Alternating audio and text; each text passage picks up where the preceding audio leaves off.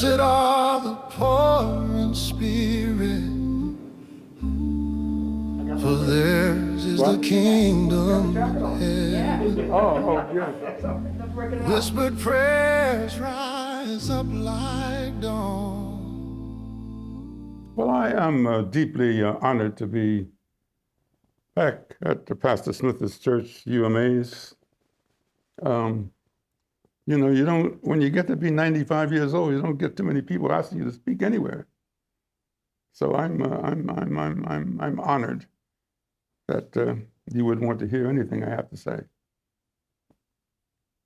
So here we are in what, for a substantial part of my lifetime, has been referred to as Black History Month. Now, that, you know, for those of you who may not know about the history of our country, you know,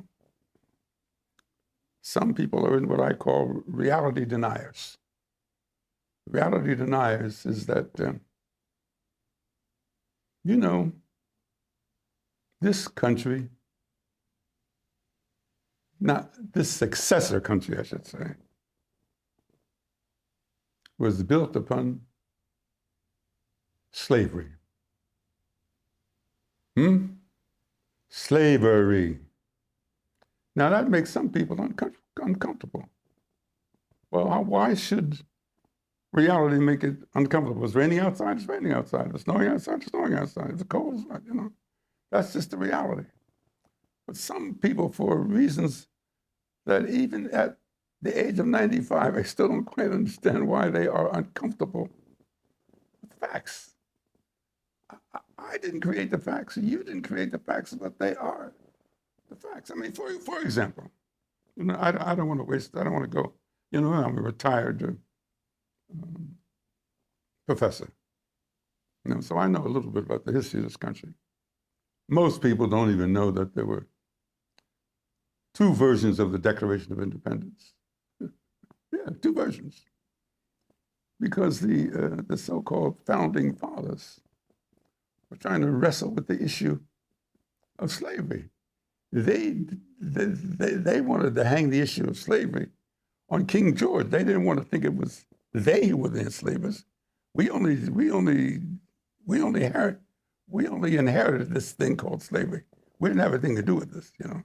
We had to make the best of what we can do. Anyway, I don't want to go on a tangent. What is important? And I'm amazed as I watch television today. And I've decided that television today is like between reality and unreality, magic and magic. Now, 2 and 2 equals 4. I mean, 2 and 2 equals 4. Now, whether you and I had anything to do with it or not, we lived in a country that consisted of one group of people, very high-minded people, but nevertheless, in reality, they owned slaves. In a way, there's no easy way to talk about it other than to say they owned slaves.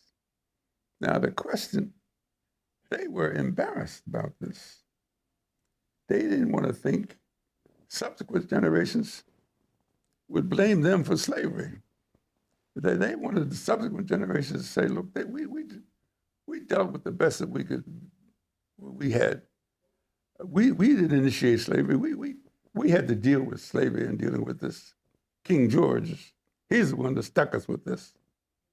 And we dealt with it the best we can. Okay, that's one version of history. But meanwhile, let's deal with,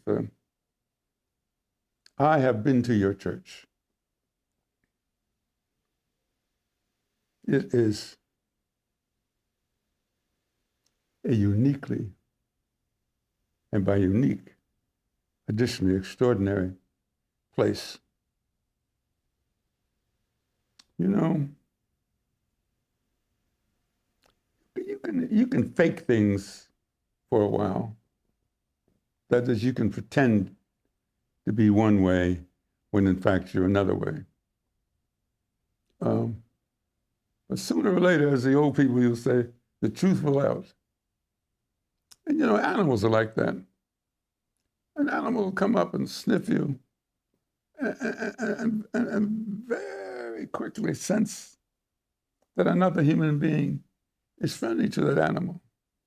Conversely, they will sense, stay away from that human being because it can be in danger. In different venues, in different places across our country, the church that I have the privilege of sharing these thoughts with is an unusual church. You have a lot to be proud of. We are at a crossroads today, my friends. A crossroads between historical reality and fiction. Historical reality. Today, those of us living are the successor of that reality. We didn't own slaves. You didn't own slaves. I didn't own slaves. But what we have to look forward to today, and my heart is full today because, one of the great giants of our time, the Reverend Jesse Lewis Jackson, Jr., he passed from us today. And what an extraordinary person he was. It was my privilege to know him very, very well.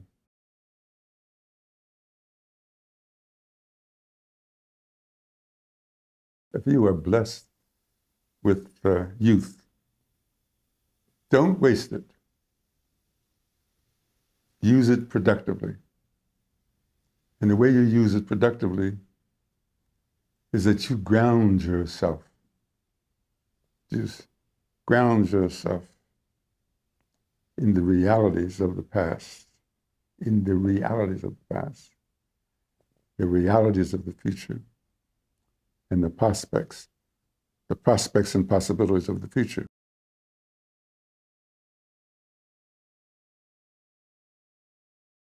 I was privileged to know a man by the name of Martin Luther King, Jr.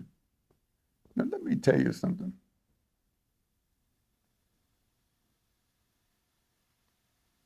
If Martin Luther King Jr. didn't exist, we'd have to invent him. Why do I say that?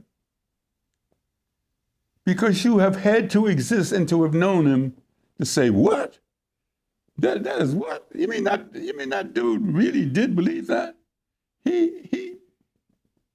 Whether you thought Martin Luther King Jr. was crazy or not, he had a profound belief in our people, and quoting him, a profound belief in his Lord Jesus Christ.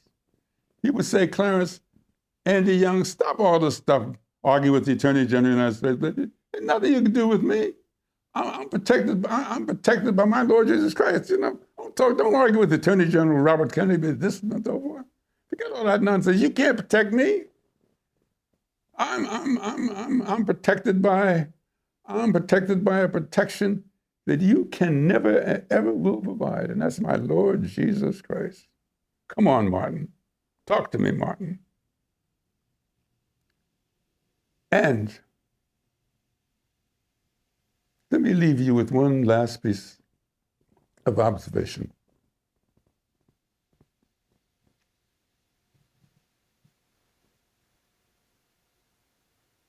There may be somebody greater than Martin Luther King Jr. There may be. There may be somebody who has more wisdom than him. There's nobody who has more courage than him. Possibly more wisdom, but no more courage. And that during the time of this message to you, the greatest thing I can give to you is the gift of love. The gift of love. You have to love the people you serve. You have to love the people you serve.